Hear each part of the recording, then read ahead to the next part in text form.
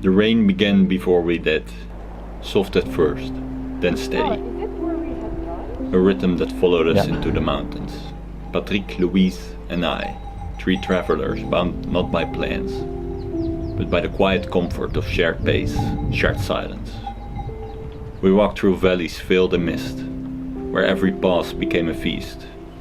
Real French pauses, long, unhurried, filled with cheese, roquefort and laughter. Patrick, 67, carried wine in his bag and stories in his eyes. He poured both generously, and the rain no longer mattered. So At the next refuge, Louise and I surprised him with Yeah, a tart on my teeth. Blueberries as dark as the clouds above us.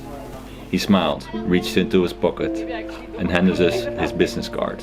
Patrick, mountain influencer. I laughed. The world has its poets, the mountains have theirs. By dusk we reached Lac d'Anterne, a mirror cradled by stone. Mont Blanc watching from behind the mist. The air turned sharp, 10 degrees below, maybe more. Fingers numb, breath frozen, but my heart was warm.